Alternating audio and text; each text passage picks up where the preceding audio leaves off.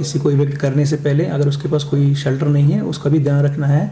तो ये हमारा जो अभी फोकस है वही मेन ज़्यादा लैंड ग्रैबर्स पे है, उन लोगों पे है जिनके पास पैसा भी है, सब कुछ है, घर है, बाकी वो फिर भी उन्होंने ज़मीन, सरकार की ज़मीन खा रखी है अपने मकसद के लिए। हमारा जो एक टारगेट है वही लोग हैं, लैंड ग्रैबर्स है, उनके लिए ज़्यादा सख्ती करने की ज़रूरत है। आप देखेंगे कहीं पे अब बड़े बड़े कॉम्प्लेक्सेस बन गए हैं, हालात किस तरह के थे कि बड़े कॉम्प्लेक्सेस बन गए हैं नदी नालों पे, कहीं पे गवर्नमेंट की ज़मीन इतनी प्रॉपर्टी थी वो अब आपको नहीं दिख रही है। गांव में आप किसी डिपार्टमेंट को ले लीजिए, किसी डिपार्टमेंट को ज़मीन चाहिए होती है, आप गाँव में कहीं ज़मीन नहीं मिलेगी, स्कूल के लिए ज़मीन नहीं मिलेगी, प्लेग्राउंड के लिए ज़मीन नहीं मिलेगी।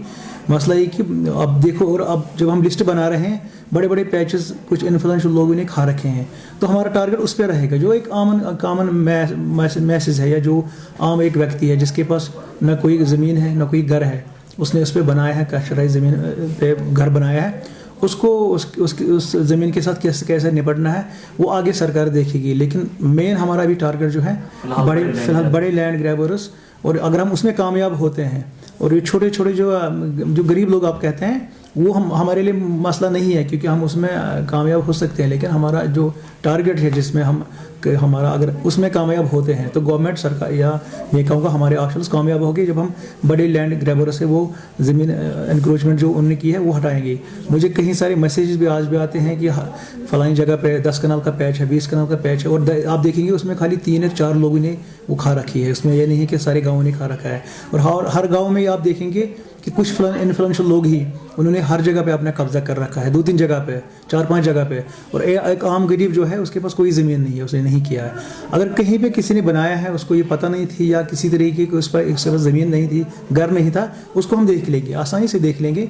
ये मरहला एक फेज़ वाइज मैनर में चलेगा, पहले ये बड़े एनक्रोचर, उसके बाद डीप जाएगा।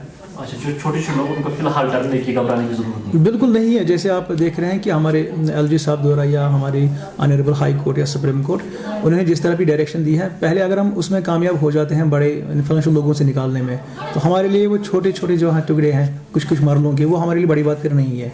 देखिए, मैं आपको बता दूं, आजकल जो सिलसिला है ये पिछले साल जून में ऑर्डर आया था कि हर एक सर्विस जो है ऑनलाइन होनी चाहिए, ऑफलाइन नहीं होनी चाहिए, और फिर भी हम कुछ सर्विसेज ऑफलाइन देते थे बीच में। अब ये ऑर्डर हो गया फर्स्ट से कोई भी कागज़ ऑफलाइन नहीं चलेगा, खाली ऑनलाइन। इसमें लोगों को समझने में बड़ा अवेयरनेस की ज़रूरत है, लोगों में ये जागरूकता नहीं है कि किस तरह हम चीज़ों को ऑनलाइन करें, फिर कहाँ से कहाँ जाना है। वैसे भी हाल ही में फ़र्द हुआ, जैसे इंतखाब कहते हैं, वो हम ले लेते पटवारी से, फिर तहसीलदार उसको काउंटर साइन करता था, अब उसको ऑनलाइन करना। अब मेरे पास, अब मैं बता दूँ, एज ऑन डेट मुझे लगता है 4 या 5 एप्लीकेशन आई होगी बस ऑनलाइन फ़र्द में, क्योंकि लोगों को पता नहीं है किस तरह। अब मैंने यहाँ पे वो 2-3 कैंप्स किए हैं, इसके बगैर जो हमारे बाहर सीएससी सेंटर वाले, कंप्यूटर वाले बैठे हैं, मैंने उनको बताया आप लोगों को समझाएं किस तरह हम ऑनलाइन करेंगे। तो ऑनलाइन होने की वजह से लोगों को बार बार हो सकता है कहीं मुश्किलों का सामना करना पड़ता होगा, इसमें अवेयरनेस की ज़रूरत है। दूसरी बात यह है, जब ये अभी आप देखेंगे एक राष्ट्रीय डोमिसाइल सर्टिफिकेट्स का, इसमें जब समर्स था, समर्स में हमारे पास कोई नहीं आता था डोमिसाइल सर्टिफिकेट्स बनाने, तो जब भी कोई स्कीम निकल गई या कुछ इस तरह का निकल गया सोशल वेलफेयर डिपार्टमेंट की तरफ से, तो सारे लोग एक साथ आ गए, तो कम से कम 6-7 हज़ार पेंडिंग हो गई। मेरे पास एक OTP होता है या एक डिजिटल सिग्नेचर होता है, वो एक ही होता है, उसमें 2-3 आदमी लगे हुए हैं। जितना हो सकता है हमने इसी महीने में 4 हज़ार जो है इशू कर दिए हैं, और 4 हज़ार लोगों ने और अप्लाई किया है। तो ये लोगों का ये है कि मैं आपके माध्यम से रिक्वेस्ट करूंगा लोगों को कि अब समर्स में या जब कोई स्कीम नहीं होगी उस टाइम पे भी आए तहसील में डोमिसाइल बनाने के लिए। बाकी एज ऑन डेट मेरा जो पोर्टल है ऑनलाइन सर्विसेज का, मैं ये इंश्योर करता हूँ कि मेरा पोर्टल बिल्कुल ज़ीरो रहे, पेंडिंग कोई ना रहे। उसमें जैसे बैकवर्ड सर्टिफिकेट होता है, हाँ कहीं कभार ये होता है कहीं पे इनको नाम में गलती होती है, किसी और चीज़ में एंट्री में गलती होती है, फिर हम रिवर्ट बैक करते हैं वो एप्लीकेशन। तो ज़्यादा मैं समझता हूँ जो अवेयरनेस है लोगों को टुवर्ड्स ऑनलाइन सर्विसेज, इसको समझने की ज़रूरत है, उसी की वजह से हो सकता है उनको बार बार यहाँ।